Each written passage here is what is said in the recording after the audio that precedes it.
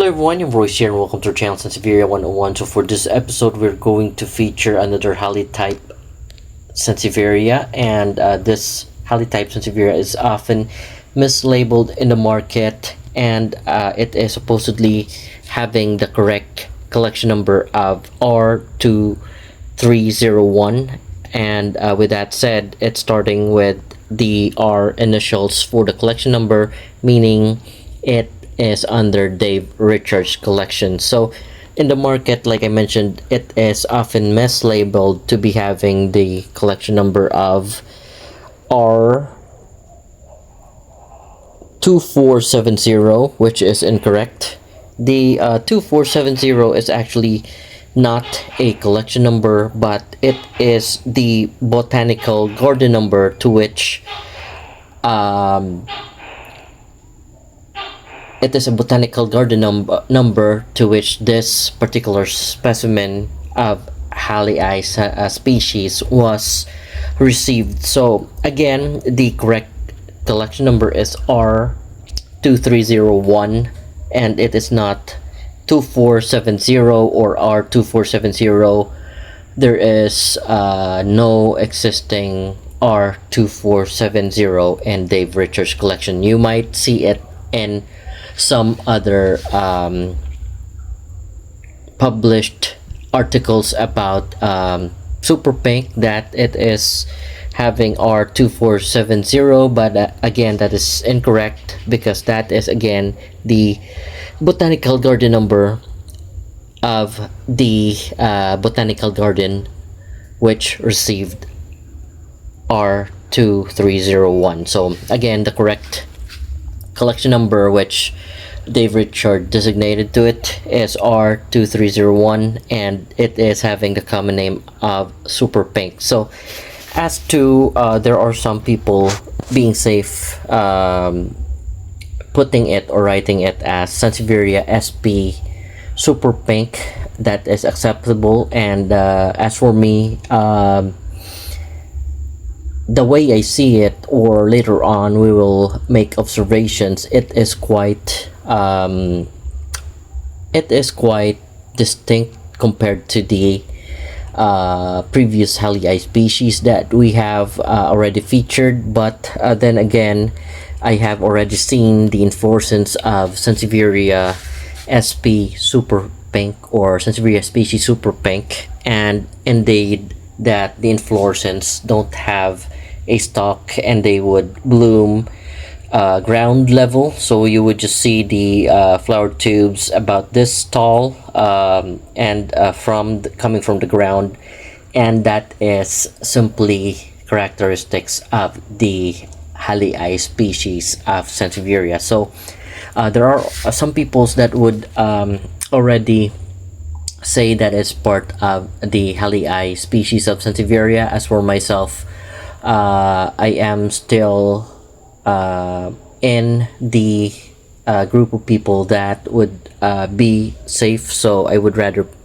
put it Sansevieria SP super pink or Sansevieria SP R2301 without stating the hallii designation on it first. But we will though include Sansevieria species super pink on the hallii species playlist, because that is the closest species that it can be grouped with. So with that said, this is actually the plant that I grew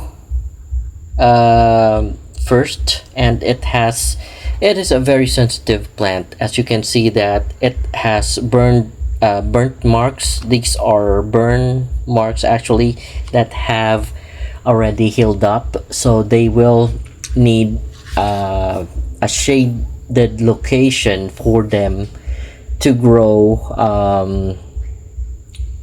blemish free. So there are blemishes on the specimen that I grew, but fortunately it already gave me an offset which is very healthy, and it is not having any blemishes or scratch, so I might think of a location where I will be putting it, and I'm planning to remove or separate them, because what happened was, like I said, this is Sansevieria species super pink. It's a very sensitive Sansevieria, and as you can see, there is a cut mark on it. Actually, it's a rot mark because the rest of the leaves from it has already they would tend to rot from the core. And I would say this because I have already I have proven that they are a very sensitive variety perhaps of the hallii species. I have I have seen a post or a complaint with regards to a particular buyer complaining that when she received her variegated, and for variegated ones, they're a lot more sensitive compared to the normal ones that are not variegated, and to the extent of just having a non-variegated specimen rot out. It just means to say that they are a very sensitive species of Sansevieria, or among the species of hallii, there are two that are very sensitive. One is Sansevieria sp lundi, or the one with the common name lundibat, the one with the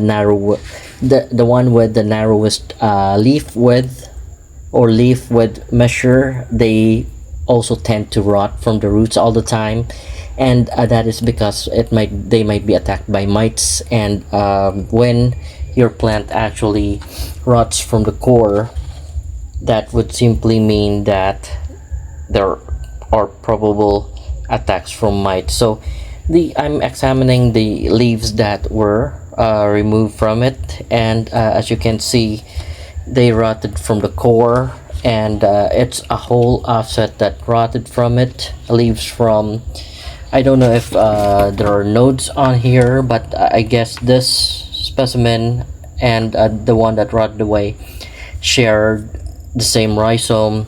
Fortunately, I was able to see them rot, and I was able to cut off or remove the portion that spray hydrogen peroxide, and as you can see, the results, they have already dried out and they stopped rotting. But I can see that there are some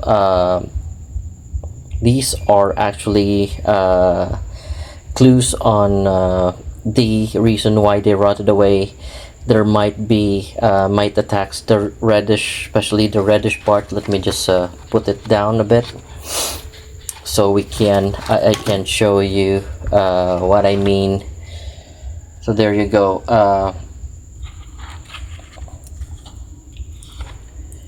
There, so by examining the portion that rotted away, especially this part, the one thing, there's a discoloration on it. There's a reddish part, or parts that are reddish on the parts that have already rotten. So those are actually signs of mite attacks, and the most probable cause of your Sansevieria's rotting from the core, meaning to say from this part, and you would see some reddish marks on your plant. That would mean that they were attacked by mites. So there you go. So I would say that it's a probable cause of the rotting from the core on this specimen is actually a mite attack. And what I'll probably do is that I'll just set this aside, and then probably just put them above ground soil, or direct into the soil. I'll just place them on top of the soil, and we'll see if they will root out themselves. So I have actually 4 leaves that I can experiment on, and I will be just setting them aside in a particular location, and I will just put them on top of the soil and see if they will root out and grow directly into the soil. So going back to our discussion, what I'm planning to do is I'm going to remove this plant, and we are going to separate them, because I'm taking some steps to make sure that I don't run out of Sansevieria SP Super Pink specimen. So folks, one of advice that I can give you, if you see a problem with your Sansevierias and they already have offsets, better separate them to make sure that the problem won't be carried over into the next offset, or from this plant the problem with it will not be carried over to this offset. So rather separate them and grow them into different locations and see how they will fare. This one will stay or will go back to the particular location where I have planted it, and hopefully it will keep on giving me offsets. But this one, the larger one, I will have it separated, and then I will look for a location for it that will just get sufficient amount of rain and sunlight, and hopefully that it will survive on its own and grow larger. So rather than leave them be, and then in the long run whatever attacked that particular part would not attack the one beside it, I would rather suggest for you folks to separate them and grow them in different location and see if how they will fare. Perhaps on the other location this bigger offset will grow nicely compared to the one that, or compared to where I'm growing this older offset that has a lot of damage on it. Sometimes it's just trial and error. So if you have placed them into a location where where they receive direct sunlight and they can't take it, then most probably what will happen is the one that happened on this particular specimen, wherein it had burn marks because it can't take too much sun. So what I did is that I had installed a protected net, and as you can see, there's salt on the offset. It's no longer having any damage from burn marks or from burns. But what happens is that it might not be receiving rain to deter the mites from coming over it. Just the result of some of the plants, or one of the part of the plant that was growing nicely, to rot from the core. So we'll have to have it transferred, and then we'll try to check what's going on the root system of this particular specimen. So first thing is that I'm using this ice pick to loosen the ground or the potting mix, and then the sides of the pot where there would be some root that are sticking into it. It helps a lot by doing so, because it will it will make things easier for me to remove the specimen from the pot. So I have loosened the potting mix on this specimen, and I'll have to pour them so we can see what's going on. You see how easily I'm pulling off the specimen.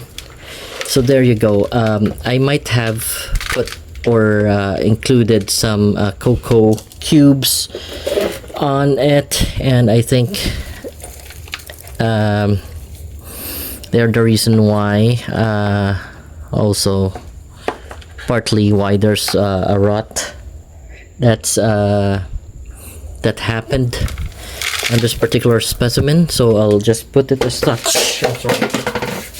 All right. Okay. It was just a part that had fallen off. We'll have to clean off. I'm planning to just remove this cocoa cubes because they might be the ones that are causing the rot for this plant.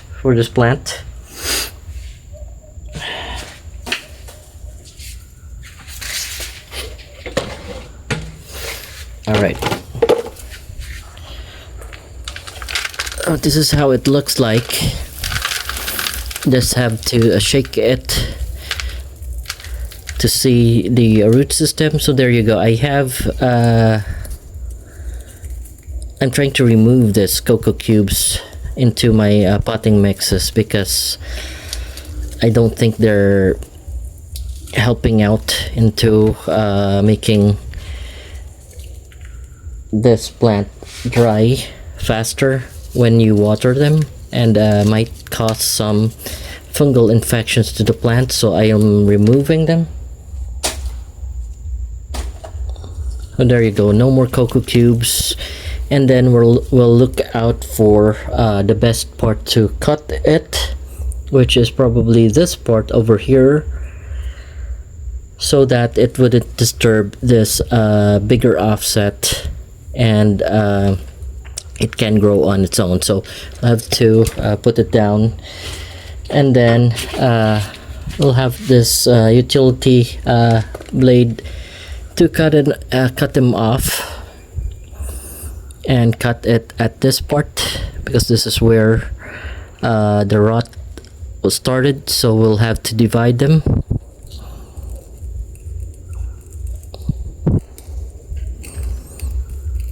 All right, there you go. So all right, so we have successfully separated. You have to shake them some more so you can separate the offset from the older plant. And like I mentioned, either you can wait for this part, the cut part, to callus, or if you don't have the time to wait for it to dry out, you can always use something like a super glue, which I am doing right now, and apply an amount to close off the wound where you cut the portion. This is to prevent pests or foreign objects from getting into the rhizome of the plant. So there you go, we're done with separating them. What I'll do is I'll apply a fungicide as well. So I apply it when the cut portion is wet, and just spread them out a bit. Set it aside.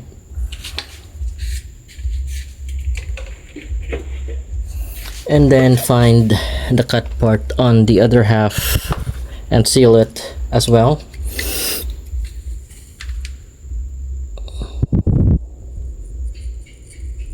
Alright, so there you go.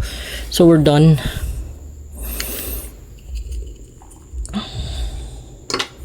And also apply a generous amount of fungicide powder on the cut portion to make sure that it closes off, or it cleanses or sanitizes the area where you cut the rhizome. So we'll set this aside, and then we'll start planting off the other one.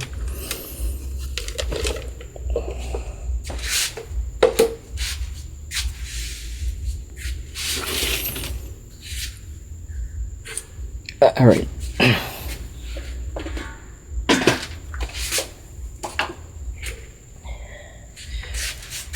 Okay folks, or this is how it looks like right now, and this is actually the root system.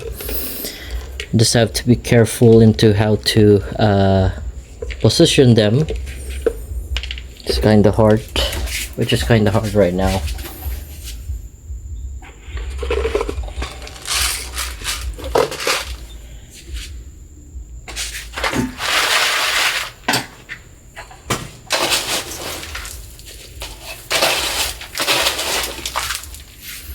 Alright, so I'll have to fill out the pot some more so that I can just position it as such.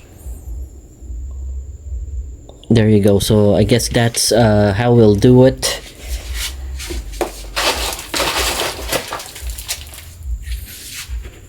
Fill it out halfway so we can position the pot and it can stabilize itself.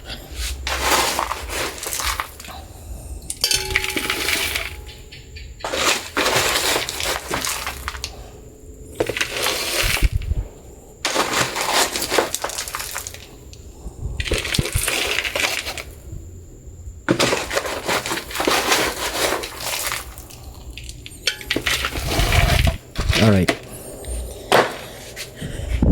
Okay, we'll make sure that we'll check if it can stand on its own. All right, so it can actually, and we have managed to repot the bigger offset, and hopefully it will grow offsets as large as it is compared to the first specimen that we have that had damages on it. All right, so before we end folks, we'll just make a few, or we'll just gather a few data with regards to our specimen. So front of the leaf, it is slightly rough, same as the back part of the leaf. It is also slightly rough. It is very similar to the hallii species that we have previously featured on the channel. There are longitudinal lines that can barely be seen. They might be ridges. They might be ridges rather than longitudinal lines, or really longitudinal lines from what I see. The back part, there's a fine line, or very hard to tell if they are ridges or longitudinal lines, or I guess we can call them longitudinal lines. They're on the other hallii species that we've already featured. We have also observed the same characteristics. There are some having longitudinal lines that are like ridges, so I would say they are. When you feel it horizontally, you would feel bumps because of the longitudinal lines on them. Same on the back part, you feel it horizontally, you'd feel the bumps, but if you feel it vertically, you will just feel the rough surface from it. Actually, hallii super pink, or Sansevieria sp super pink, is actually a bit smoother in comparison to the previous hallii species that we have featured in the channel. So it's still rough, but the other ones that we have featured are really rougher compared to the one that we have right now. We are featuring right now. They are rough, but they're not as rough as the first hallii specimens or hallii type that we have featured on the channel. So hallii super pink is actually showing some pinkish hues, especially on the back part of the leaves. Perhaps when they are young, but as you can see, when they old as well, when they grow older, you would see that, like the pink bat, they turn into very dark coloration. So this is actually an older specimen, and it had turned really green compared to the offset that I'm showing you right now, which is still exhibiting some pinkish colorations on the especially on the back part of the leaf. And actually, if you look closely on the base part of the leaf, you would see that there are the base part of the leaf are orangey in color. So that's how we can describe the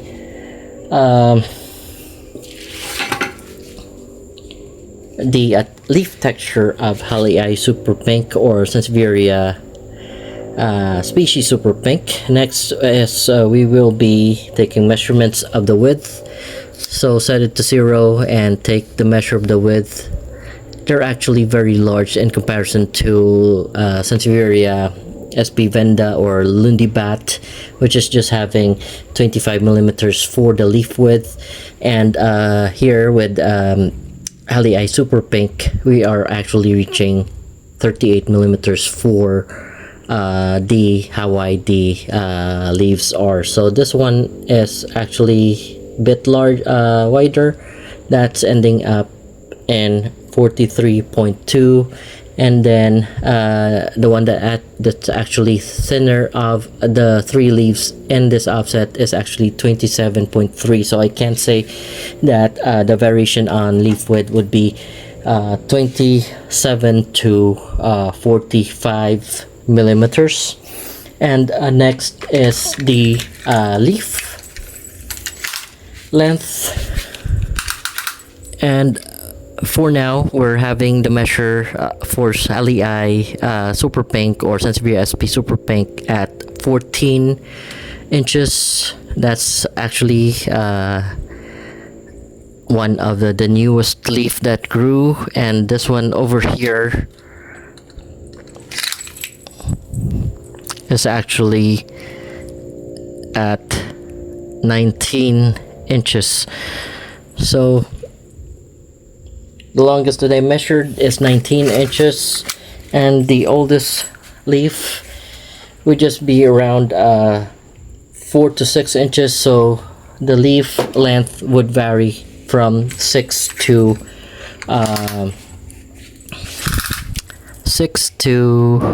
19 inches in leaf length. So folks, we were able to get some data with regards to Sansevieria SP Super Pink, or the one with the collection number R2301.